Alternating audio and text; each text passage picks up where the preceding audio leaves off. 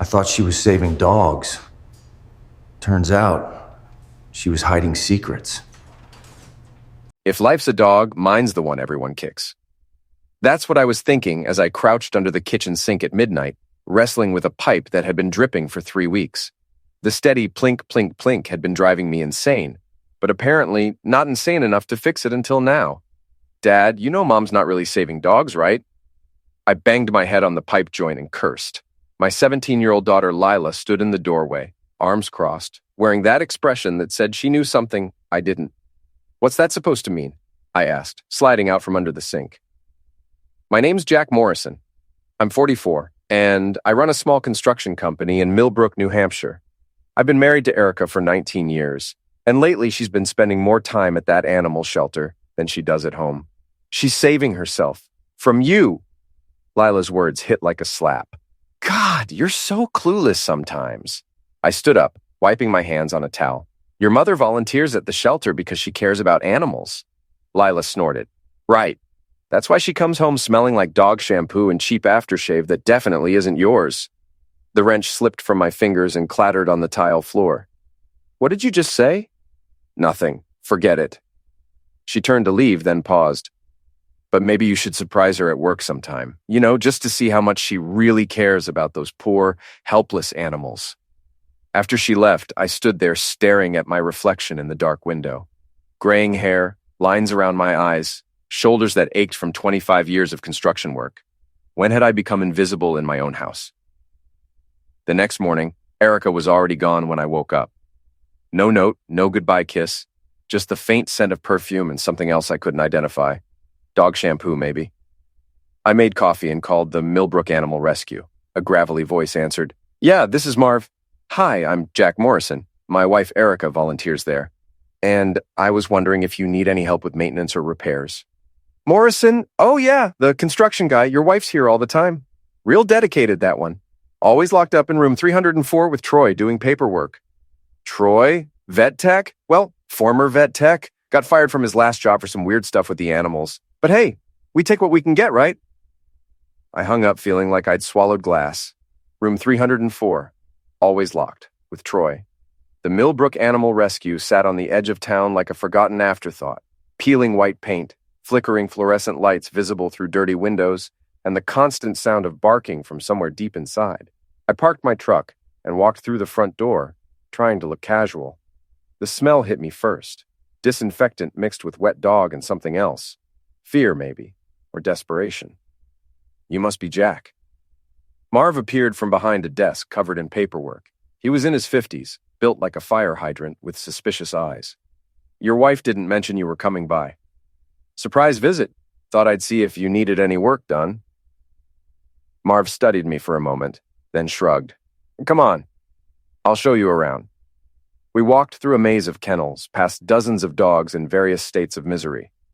Some barked frantically, others cowered in the corners of their cages. It was heartbreaking, which made what I was thinking about Erica even worse. That's room 304, Marv said, pointing to a door at the end of a hallway.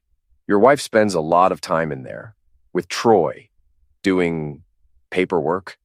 The way he said paperwork made my stomach clench. What kind of paperwork? Heck if I know. They keep it locked and I don't ask questions. But I hear things, you know? Weird sounds. Sometimes it sounds like... He paused, looking uncomfortable. Like someone's in a cage. I felt my face go pale. What do you mean? Look, I probably shouldn't be telling you this, but your wife and Troy, they got a strange relationship. Last week I was doing rounds after hours, and I heard barking coming from that room. But it wasn't dog barking, if you know what I mean. I didn't know what he meant, and I wasn't sure I wanted to. Is there security footage? Marv's eyes lit up. Oh yeah, we got cameras everywhere. Insurance requirement. You want to see something interesting? 20 minutes later, I was sitting in Marv's closet-sized office, staring at a computer screen that showed grainy black and white footage of the shelter's interior. Marv fast-forwarded through hours of nothing, then stopped. Here we go. This was 3 days ago, around 6 p.m. On the screen, I watched my wife walk down the hallway toward room 304. She was carrying what looked like a leash and collar. A few minutes later, a thin man with greasy hair followed her. Troy, I assumed. Keep watching, Marv said. For the next hour, nothing happened. Then the door opened, and Troy crawled out on his hands and knees. He was wearing the collar, and Erica was holding the leash. She led him back into the room and closed the door. I nearly threw up right there in Marv's office. "There's more," Marv said quietly, "from last Tuesday." This time, the footage showed Erica opening one of the empty dog cages. Troy climbed inside, and she locked it. For several minutes, I watched my wife of 19 years make her lover sit and beg like an actual dog. Then she opened the cage, and they embraced passionately before disappearing into room 304 again. "Jesus Christ," I whispered. "Yeah," Marv said. "I figured you should know. Your wife's got some interesting hobbies." I stumbled out of the shelter in a daze. My wife was cheating on me with a man who liked to pretend he was a dog in a room at an animal shelter. It was so bizarre, so humiliating, that I almost laughed. Instead, I drove to Ray's boxing gym and beat the heck out of a heavy bag for 2 hours. Ray Kowalski had been my boxing coach since I was 16. He was in his 60s now, built like a tree stump, with hands like concrete blocks and a voice like gravel in a blender. "You look like someone pissed in your cornflakes," he said, watching me pound the bag. "Worse than that." I told him everything. About Erica, about Troy, about the dog collars and the cages and the sick feeling in my stomach that wouldn't go away. Ray listened without interruption, then handed me a towel. "So what are you going to do about it?" "I don't know. Divorce her, I guess. That's the easy way out. She humiliated you, Jack, in the worst possible way. You going to let her get away with that?" "What else can I do?" Ray smiled, and it wasn't a nice smile. "You're a boxer, kid. When someone hits you, you hit back harder. But you don't do it in the ring. You do it where it really hurts." That night, I sat in my truck outside the shelter until closing time. At 8 p.m., Erica and Troy emerged together, laughing about something. They walked to his beat-up Honda Civic and kissed before getting in separate cars. I followed Troy to a rundown apartment complex on the other side of town. He lived on the second floor in a unit with a broken porch light and newspapers piled up by the door. I watched him go inside, then got out of my truck. In my toolbox, I keep a lot of things: screwdrivers, wrenches, electrical tape. And sometimes, when I'm working on old houses, I find dead rats in the walls. I'd found a particularly large one last week. It took me about 30 seconds to jimmy the lock on Troy's car door. I placed the dead rat on his driver's seat, arranged so he'd see it the moment he opened the door. Then I went home and waited. The next morning, I was drinking coffee when my phone rang. It was Marv. "Holy crap, Jack. You should see Troy today. He's white as a sheet, jumping at shadows. Someone left a dead rat in his car last night. He's convinced it's some kind of message." "Really?" I tried to sound surprised. "That's weird." "Yeah, weird. Hey, you wouldn't know anything about that, would you?" "Why would I know anything about a dead rat?" Marv chuckled. "No reason, just asking. But between you and me, I think someone's sending Troy a message. The question is, what's he going to do about it?" I was about to find out. The dead rat was just the beginning. Over the next week, I watched my world crumble while I planned my next move. Erica was cold at home, barely speaking to me except when necessary. Lila spent most of her time in her room, probably posting about our family drama on social media. The house felt like a mausoleum. But I wasn't sitting around feeling sorry for myself. I was gathering intelligence. Marv had become my unofficial informant at the shelter. Every day he'd call with updates about Erica and Troy's activities. Apparently, Troy was paranoid about the rat incident, checking his car obsessively and looking over his shoulder constantly. "He's spooked," Marv told me during one of our conversations. "Keeps asking if anyone's been asking about him. Your wife's getting annoyed with him." "Good," I said. "Let them sweat." "There's something else. I've been watching the security footage more carefully. Your wife and Troy aren't just playing weird love games. They're moving money through the shelter's accounts. Large amounts." That got my attention. "What kind of money?" "Donations, mostly, but some of it's going to accounts that don't belong to the shelter. I think they're skimming. Money laundering. That was a federal crime. And it gave me leverage. I decided it was time to escalate things. The shelter held an open house every month, where potential adopters could meet the animals in a more relaxed setting. Families with kids, elderly couples looking for companions, young professionals who wanted a jogging partner. It was usually a feel-good event that generated positive publicity for the rescue. I showed up early, wearing my best smile and a volunteer t-shirt I'd bought online. "Jack!" Erica looked shocked to see me. "What are you doing here?" "Thought I'd help out, support my wife's important work." I kissed her cheek, noting how she flinched away from me. "Where do you need me?" She looked around frantically, probably hoping Troy would appear and rescue her. He was nowhere to be seen. Maybe you could help with the adoption paperwork in the office?" "Actually, I was thinking I could help with the dogs. You know, show people around, talk about the animals. I've learned a lot about this place lately." Her face went pale. "That's really not necessary. We have plenty of volunteers." "I insist." I smiled wider. After all, this is such important work, rescuing poor, helpless creatures, giving them what they need. The double meaning wasn't lost on her. She excused herself and hurried toward room 304, probably to warn Troy.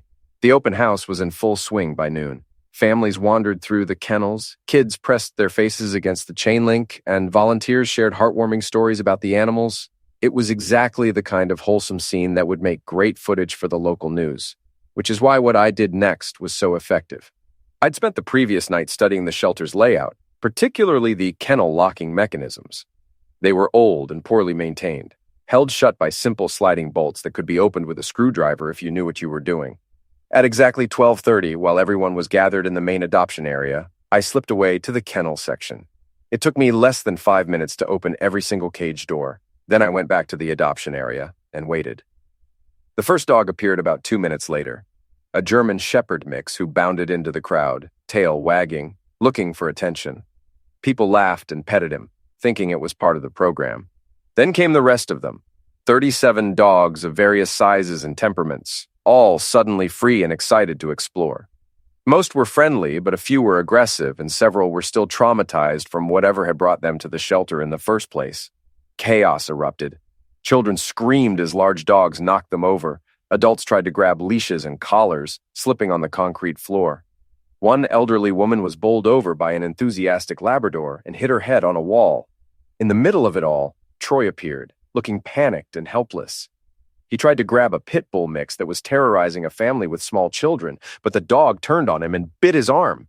Troy screamed and fell backward, red soaking through his shirt. That quote S when I became the hero.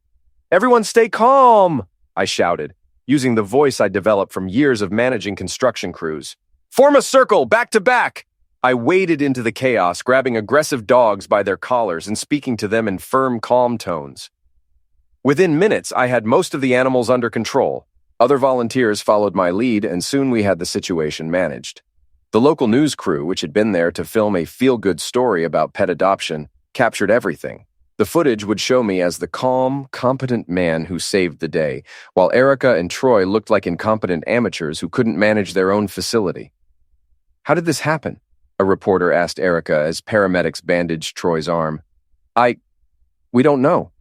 The kennels were all secure. Someone must have..." She looked directly at me, suspicion clear in her eyes.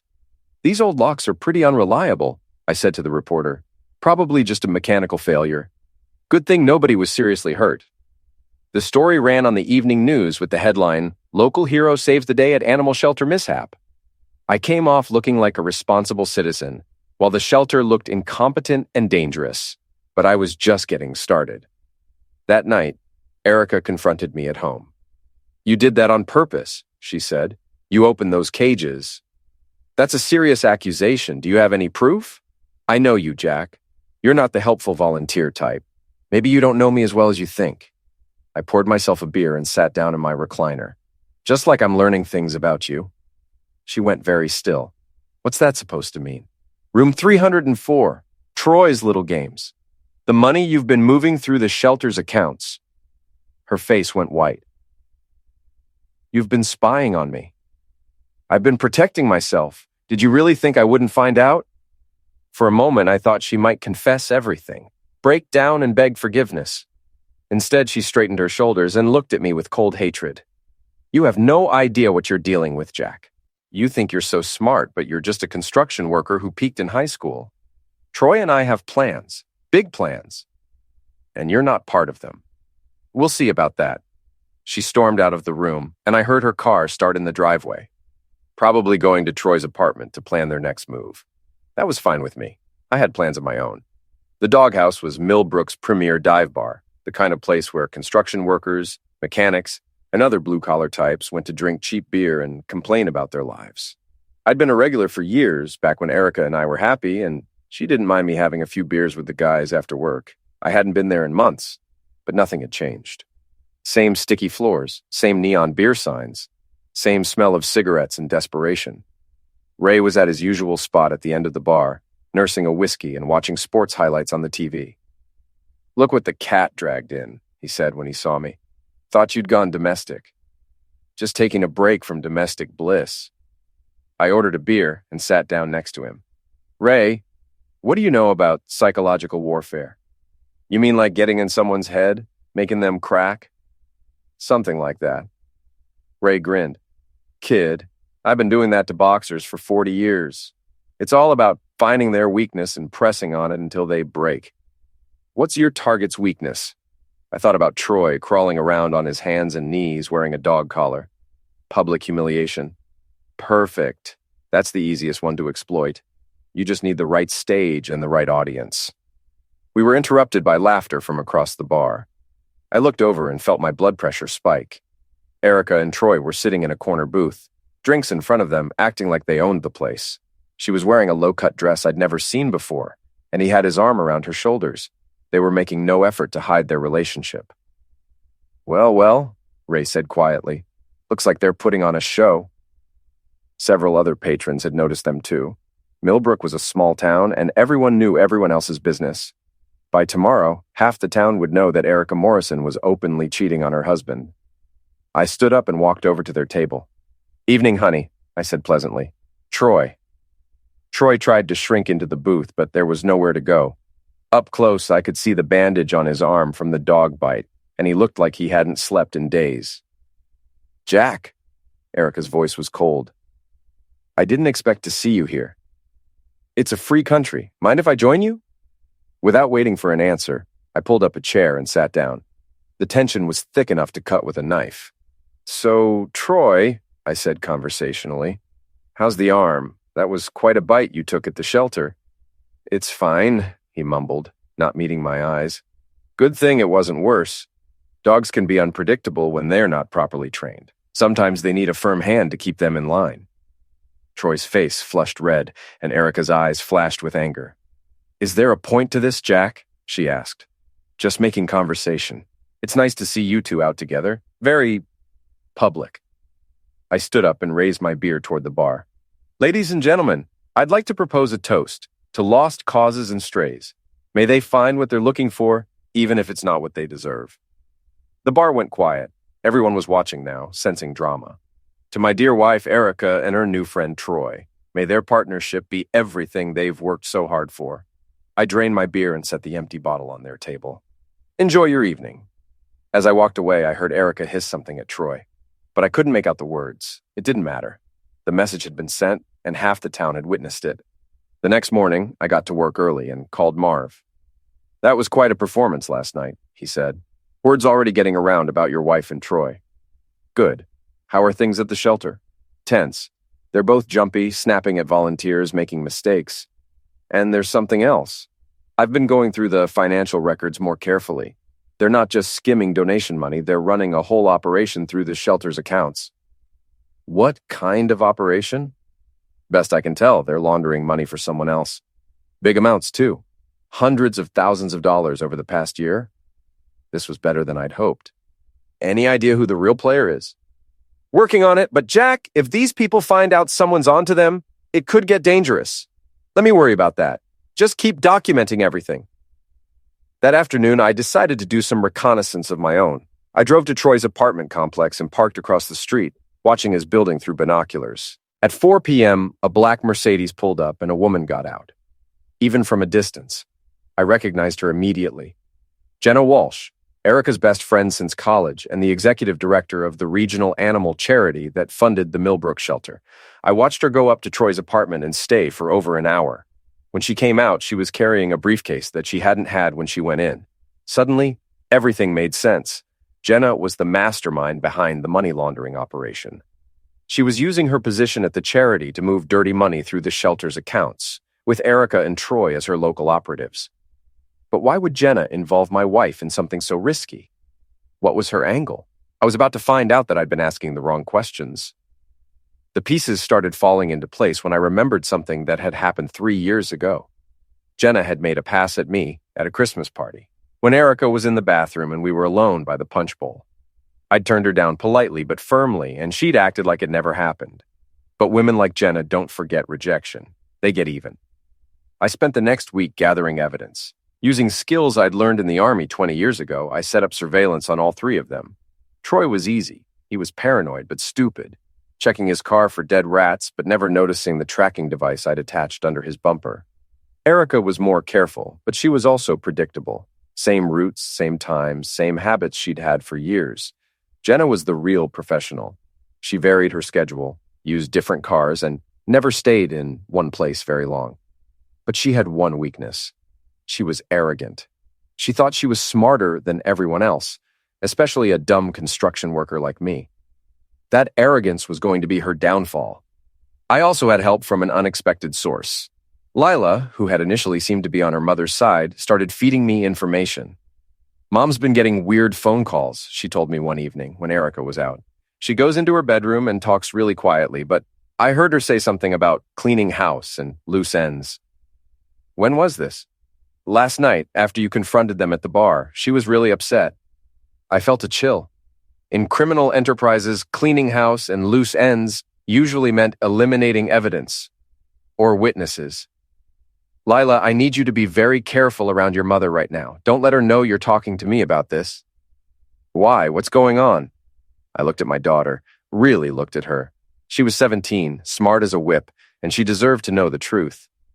Your mother is involved in some very serious criminal activity. Money laundering, fraud, maybe worse. And when criminals get scared, they do desperate things. Her eyes widened. Are we in danger? I don't think so, but I want you to stay alert. And if anything feels wrong, you call me immediately. She nodded, looking more mature than her years. The next day, I put my plan into motion. I'd spent years learning about computer security for my construction business. You have to protect client information, financial records, payroll data. It's amazing what you can learn from YouTube tutorials and online forums. Erica used the same password for everything. Lila 2006, the year our daughter was born. I'd watched her type it dozens of times over the years, never thinking it would be useful information. It took me about 10 minutes to access her email account from my laptop. What I found there made my blood run cold. Dozens of messages between Erica, Troy, and Jenna going back over a year. They detailed the money laundering operation, the amounts involved, and the timeline for concluding the project. But the most damning messages were the recent ones, sent after my confrontation at the bar. From Jenna, Jack is becoming a problem. We need to neutralize him before he ruins everything. From Erica, I can handle Jack. He's not as smart as he thinks he is. From Troy, what if he goes to the police? I can't go to prison. From Jenna, he won't go to the police if he's facing charges himself. I have some ideas. The final message, sent just hours ago, made my hands shake with rage. From Jenna, the domestic violence angle is our best bet. Erica, you need to document some injuries. Make it look like Jack has been abusing you. That will discredit anything he tries to say about our business arrangement. From Erica, are you sure about this? Once I file charges, there's no going back. From Jenna, it's him or us, your choice. They were going to frame me for domestic violence, destroy my reputation, my business, my relationship with my daughter, all to cover up their crimes. I forwarded all the emails to a secure account I'd set up, then cleared the browser history. Erica would never know I'd been there. But now I knew exactly what I was dealing with, and it was time to stop playing defense. Ray was working the heavy bag when I arrived at the gym that evening. He took one look at my face and stopped punching. What happened? I told him about the emails, the frame-up plan, everything. When I finished, he was quiet for a long moment. Jack, these people aren't just cheating on you or stealing money. They're planning to destroy your life. You understand that, right? I understand it perfectly. Good. Because what you do next is going to determine whether you come out of this as the victim or the victor. And I know which one I'd rather be. What are you thinking? Ray smiled, and it was the same predatory grin I'd seen him wear before sending fighters into the ring. I'm thinking it's time to stop reacting and start acting. You've got evidence of their crimes, you know their plans, and you have the element of surprise. Time to use all 3. I'm listening. First, we need to document everything, not just the emails, but the money trail, the shelter footage, all of it. Make copies. Store them in multiple locations. Already done. Second, we need to turn their plan against them. They want to make you look like the bad guy? Let's give them what they want, but on our terms. What do you mean? I mean, we're going to let them think their plan is working, right up until the moment we pull the rug out from under them. Public humiliation, remember? The bigger the audience, the harder they fall. Over the next 2 hours, we planned out every detail.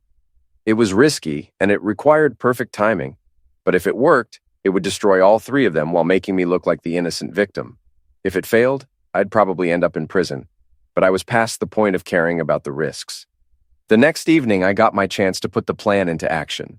Erica came home with a black eye and a split lip, clearly self-inflicted, but convincing enough to fool a casual observer. "My God, what happened to you?" I asked, playing my part. "I fell down the stairs at the shelter," she said, not meeting my eyes.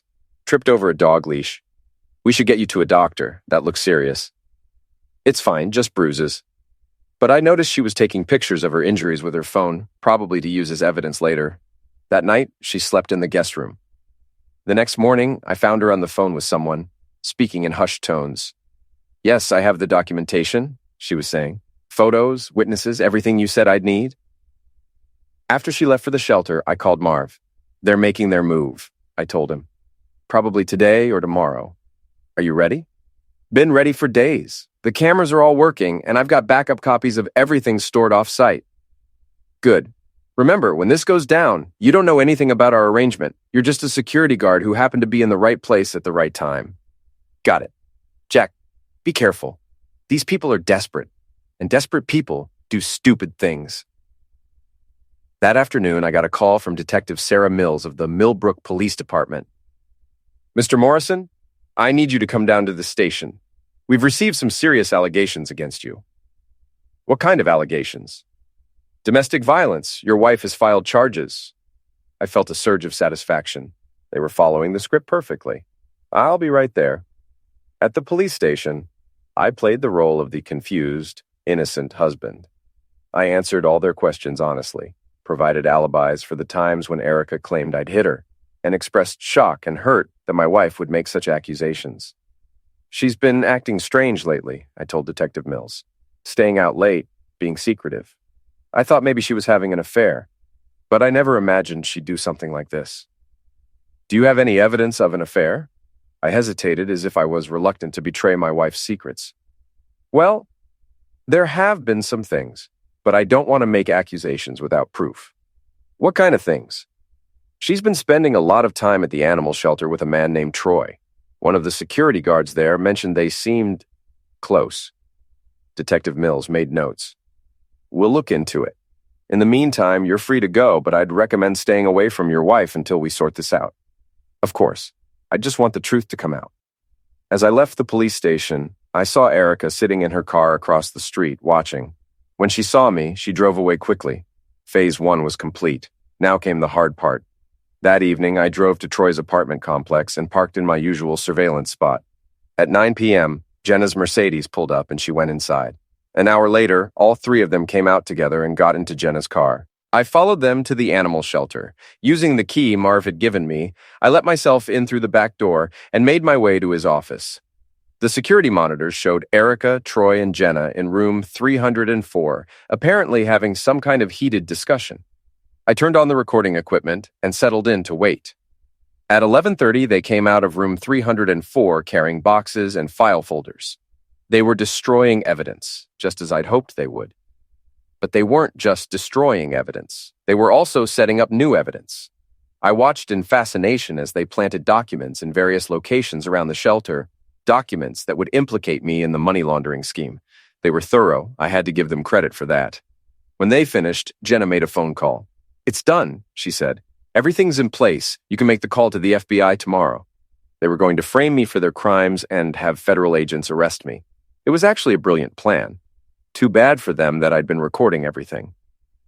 After they left, I retrieved the planted evidence and replaced it with copies that contained subtle alterations, changes that would prove the documents had been fabricated. Then, I uploaded all the security footage to multiple cloud storage accounts. Tomorrow, when the FBI came calling, I'd be ready for them. But first, I had one more stop to make. Troy's apartment was on the second floor, accessible by an exterior staircase. The lock on his door was cheap and easy to pick, a skill I'd learned during a misspent youth that was finally paying dividends. Inside, the apartment was exactly what I'd expected. Cheap furniture, empty beer cans, and dog toys scattered everywhere. Lots and lots of dog toys. I went to work methodically. First, I destroyed his prized possession, a racing bicycle that he'd apparently spent thousands of dollars on. I bent the wheels, cut the cables, and poured motor oil over the frame. Then I moved on to the rest of the apartment. I poured dog urine collected from the shelter over several days, on his furniture, his clothes, his bed. The smell was overwhelming. Finally, I left a message on his bathroom mirror, written in lipstick I'd found in his bedroom. Stay down, boy. I was heading for the door when I heard footsteps on the stairs outside. Troy was coming home early. I had about 30 seconds to get out of there before he discovered what I'd done. I headed for the back window, which opened onto a fire escape. But Troy was faster than I'd expected. The front door opened just as I was climbing through the window. "What the heck?" he shouted. I turned around to face him. He was standing in his destroyed apartment, taking in the damage, his face turning red with rage. "You son of a witch!" he charged at me. I'd been hoping to avoid physical confrontation, but Troy had made that impossible. He swung at my head with a wild haymaker that I easily dodged. Years of boxing training kicked in, and I countered with a short, sharp jab to his solar plexus. He folded like a cheap suit, gasping for air. "Listen carefully, Troy," I said, grabbing him by the collar and pulling his face close to mine. "This is just the beginning. You and my wife and Jenna think you're so clever, but you have no idea who you're dealing with. Back off now or things are going to get much worse for you." He tried to say something, but he was still struggling to breathe. "I know about the money laundering. I know about the frame-up. I know about everything. And if you don't want to spend the next 20 years in federal prison, you'll convince the others to drop this whole thing and disappear." I let go of his collar, and he collapsed to the floor. "Clean yourself up, Troy. You smell like a dog." I climbed out the window and down the fire escape, leaving him gasping on the floor of his ruined apartment. Phase 2 was complete. Now came the finale. The FBI showed up at my construction office the next morning, just as I'd expected. 2 agents in dark suits with serious expressions and federal badges. "Mr. Morrison? I'm Agent Chen. This is Agent Rodriguez. We need to ask you some questions about financial irregularities at the Millbrook Animal Rescue." I played my role perfectly. Confused, cooperative, slightly nervous, but not guilty. I answered all their questions honestly, because I had nothing to hide. When they asked about my relationship with the shelter, I mentioned that my wife volunteered there, and that I'd recently discovered some suspicious activity. What kind of suspicious activity? Well, I hate to say this about my own wife, but I think she might be involved in something illegal. Financial irregularities, like you mentioned. The agents exchanged glances. This wasn't what they'd expected to hear. "Can you be more specific?" I pulled out a folder I'd prepared. "I've been documenting some things.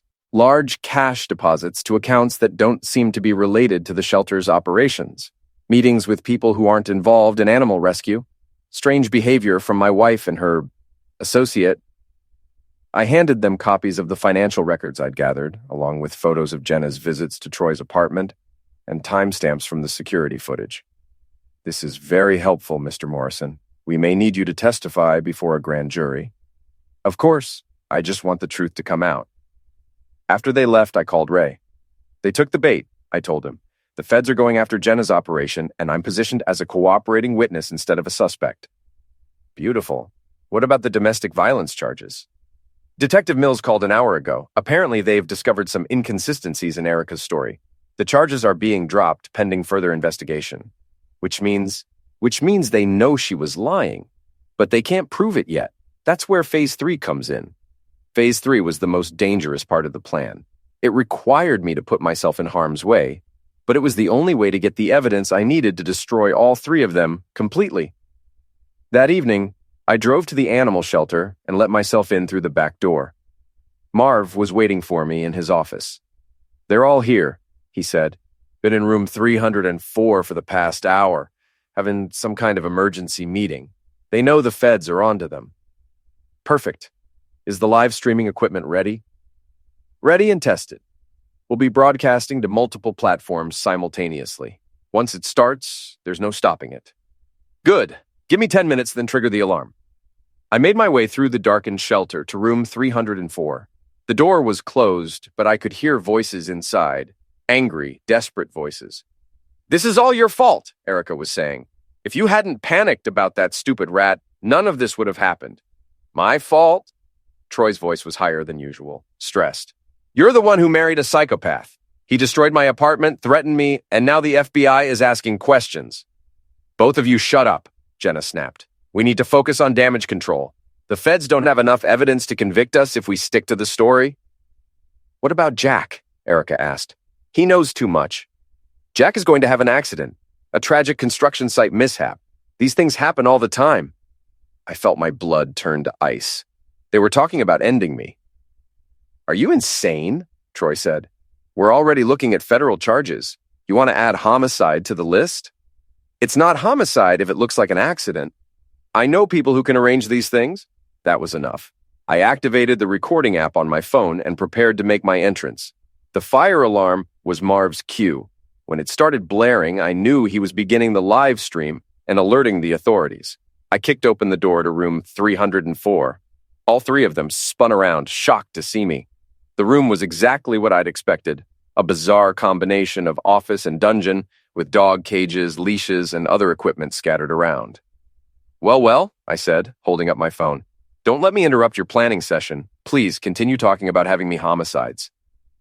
"Jack," Erica's face went white. "What are you doing here?" "Gathering evidence and broadcasting it live to the internet."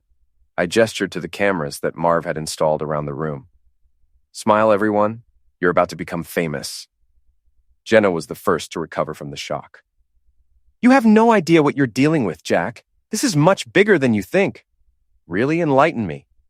"The money we've been moving through the shelter, it belongs to some very dangerous people. People who don't like loose ends." "You mean like me?" "Like all of us if this operation gets exposed. Do you think they're going to let us walk away and testify against them?" I felt a chill of real fear, but I couldn't back down now. "Then I guess we better make sure they get arrested before they can hurt anyone." "It's too late for that," Troy said. He was looking at something behind me. I spun around and saw two men in the doorway.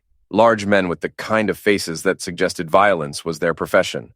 "Mr. Morrison," one of them said in a calm voice, "you've caused us quite a bit of trouble." The live stream was still running. Thousands of people were watching this unfold in real time, which meant these men couldn't simply end us and walk away, but they could still make our lives very unpleasant. "I don't suppose you gentlemen would be interested in discussing this reasonably?" I asked.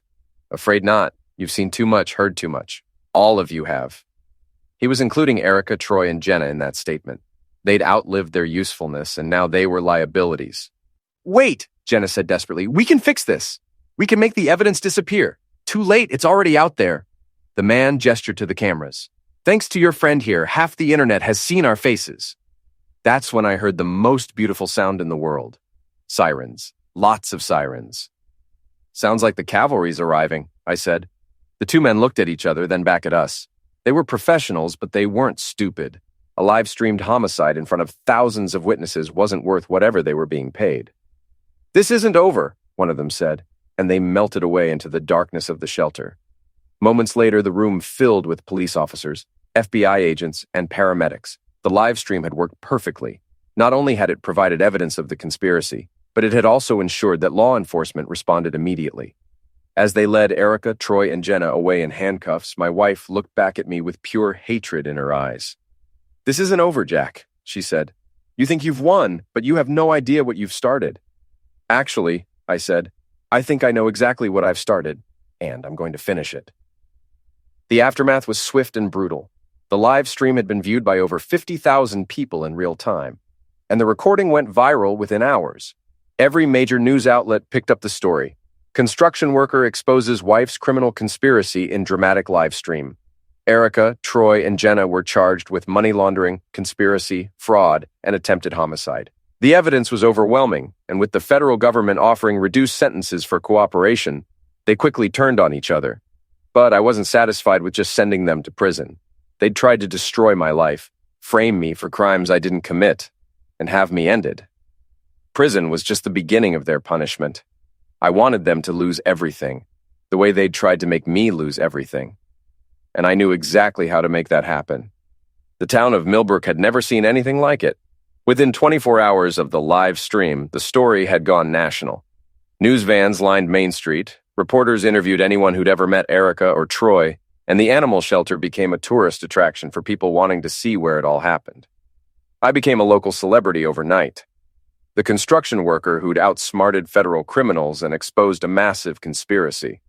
People I'd never met stopped me on the street to shake my hand and congratulate me. But I wasn't done yet. The legal system would handle the criminal charges, but there were other kinds of justice that courts couldn't deliver. Erica, Troy, and Jenna had tried to destroy me socially, professionally, and personally. Now it was time to return the favor. I started with their reputations. The live stream had captured everything. Jenna's casual discussion of having me ended, Erica's cold calculation in framing me for domestic violence, Troy's pathetic whimpering when confronted with consequences. But there was so much more that the public didn't know about.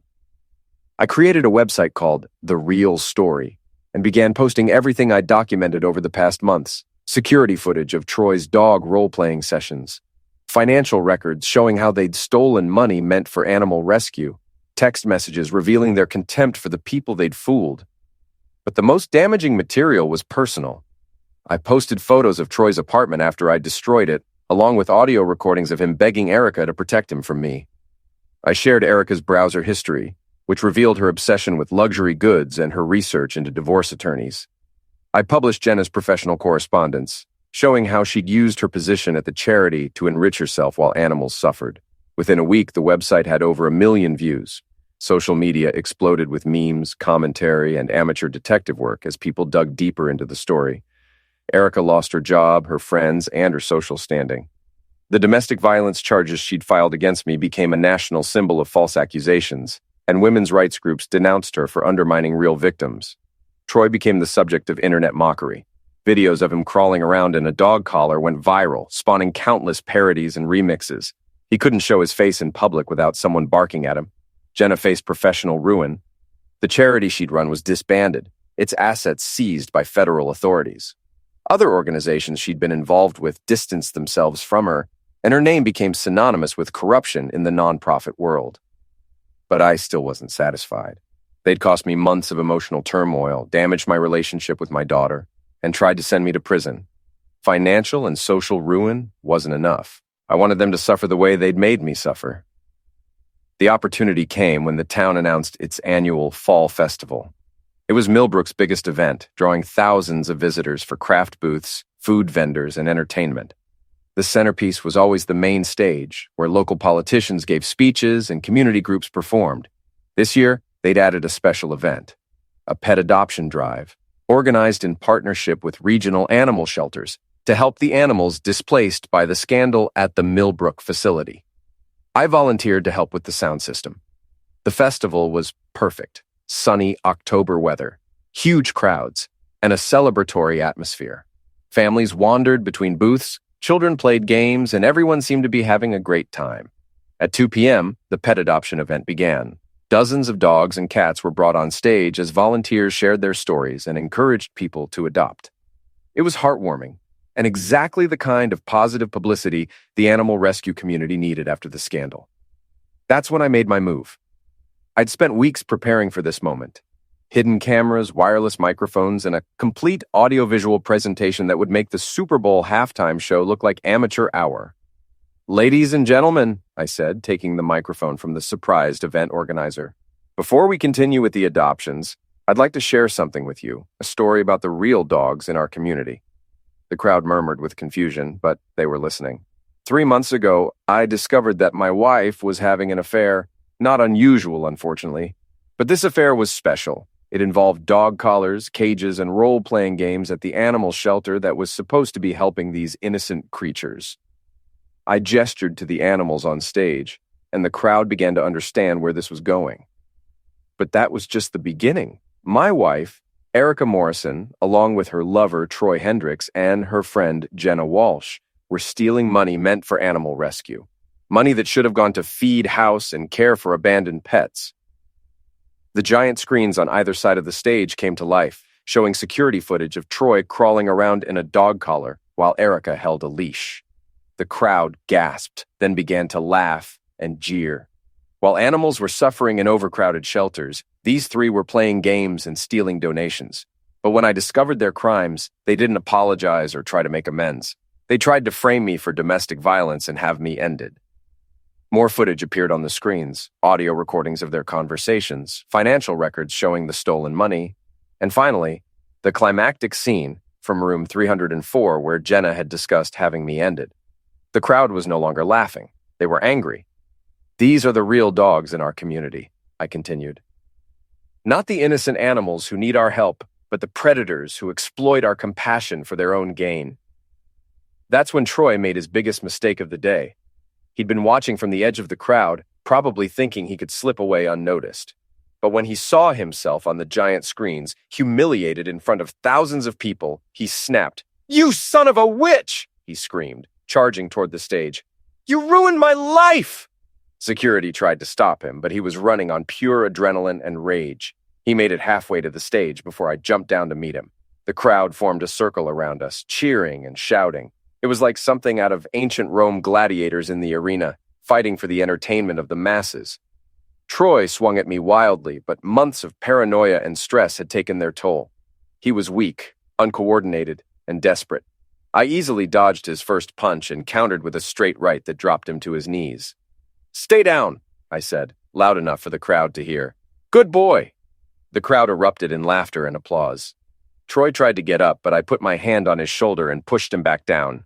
I said stay. He stayed. That's when Erica appeared, pushing through the crowd with tears streaming down her face. "Stop it," she screamed. "Just stop it. Haven't you done enough? Have I done enough?" I turned to face her, and the crowd quieted to hear what I would say. "Let's see. You cheated on me, stole money from animals, tried to frame me for domestic violence, and planned to have me ended. And you're asking if I've done enough? I made mistakes, but this is too much. You're destroying us." "No, Erica, you destroyed yourselves. I'm just making sure everyone knows about it." She looked around at the thousands of faces staring at her with contempt and disgust. "These people don't know the whole story. They don't know what our marriage was really like." "You're right. They don't know that I worked 60-hour weeks to support you while you played with your friends. They don't know that I forgave you for a dozen smaller betrayals over the years. They don't know that I would have done anything to save our marriage if you'd just been honest with me." My voice was getting louder, carrying across the festival grounds. "But instead of honesty, you gave me lies. Instead of loyalty, you gave me betrayal. Instead of love, you gave me contempt. So yes, I'm destroying you, because you destroyed me first." The crowd was completely silent now, hanging on every word. And now, everyone knows exactly what kind of person you really are. Not the caring animal lover you pretended to be, but a selfish, manipulative criminal who cares more about money than the suffering of innocent creatures. Erica broke down completely, sobbing as the weight of her public humiliation crashed down on her. But I wasn't finished yet. "Ladies and gentlemen, there's one more person you should know about. Jenna Walsh, the mastermind behind this whole operation." I pointed to the edge of the crowd where Jenna was trying to disappear into the mass of people. Jenna used her position as a charity executive to steal hundreds of thousands of dollars meant for animal rescue. But her motivation wasn't just greed. It was revenge. The crowd turned to look at Jenna, who froze like a deer in headlights. 3 years ago, Jenna made a pass at me at a Christmas party. When I turned her down, she decided to destroy my marriage and my life. She seduced my wife into her criminal enterprise, knowing it would eventually tear our family apart. I pulled out my phone and activated a recording I'd made the night before. Jenna's voice filled the festival grounds, clear and unmistakable. "Jack Morrison humiliated me, and I've been planning his downfall ever since. Getting Erica involved was just the beginning. I wanted him to lose everything, his wife, his daughter, his business, his freedom. I wanted him to suffer the way he made me suffer." The recording had been made during a jailhouse phone call when Jenna thought she was speaking privately to a friend. She had no idea that her conversations were being monitored and recorded. The crowd turned on her with a fury that was frightening to behold. Someone threw a plastic bottle, then another. Security had to form a protective barrier around her to prevent a riot. "So there you have it," I said, taking the microphone again. "The real story of the Millbrook animal rescue scandal. 3 criminals who betrayed the trust of this community and stole money meant to help innocent animals." I gestured to the pets still waiting on stage for adoption. These animals deserve better than the people who are supposed to care for them. They deserve a community that will protect them from predators, both the four-legged and the two-legged kind. The crowd erupted in applause that went on for several minutes. As the festival continued around us, I watched Erica, Troy, and Jenna being escorted away by police and security. They were finished, not just legally, but socially, professionally, and personally. They would spend years in prison, and when they got out, they'd find a world that had moved on without them. Lila appeared at my side, having watched the whole confrontation from the crowd. "Dad," she said quietly, "that was brutal." "Yes, it was. Do you feel better now?" I thought about it for a moment. Did I feel better? Erica, Troy, and Jenna had been exposed, humiliated, and destroyed. They'd lost everything they cared about, just as they'd tried to make me lose everything I cared about. "No," I said finally, "I don't feel better. I feel empty." "Then why did you do it?" "Because some people only understand consequences. Your mother and her friends thought they could betray, steal, and lie without paying a price. I made sure they paid that price. What happens now?" I looked around at the festival, at the families enjoying themselves, at the animals still waiting for homes. Now we move on. We rebuild. We try to do better than the people who came before us. Lila nodded, and we walked away from the stage together. 6 months later, Erica, Troy, and Jenna were all sentenced to federal prison. The money they'd stolen was recovered and distributed to legitimate animal rescue organizations. The Millbrook Animal Rescue was rebuilt under new management, with strict oversight and transparency requirements. I sold my construction business and used the money to start a nonprofit organization dedicated to investigating fraud in charitable organizations. It turned out there was a lot of demand for that kind of work. Lila graduated high school with honors and received a full scholarship to study journalism. She said she wanted to expose corruption and hold powerful people accountable for their actions. I was proud of her. As for me, I never remarried. I'd learned that trust, once broken, is almost impossible to repair. But I found peace in my work, satisfaction in helping others avoid the kind of betrayal I'd experienced. Sometimes people ask me if I regret how I handled the situation with Erica, if I think I went too far, if I should have just divorced her quietly and moved on with my life. I tell them that everyone has a choice when they're betrayed. They can be victims or they can be survivors. They can let the betrayal define them, or they can define themselves by how they respond to it. I chose to respond with overwhelming force, to make sure that everyone who'd wronged me paid the full price for their actions. Some people call that revenge. I call it justice. And sometimes justice has to be brutal to be effective. The dog collars and cages were removed from room 304, but I kept one item as a reminder, a small sign that had hung on the wall, barely visible in all the security footage. It read, "Every dog has its day. Indeed they do."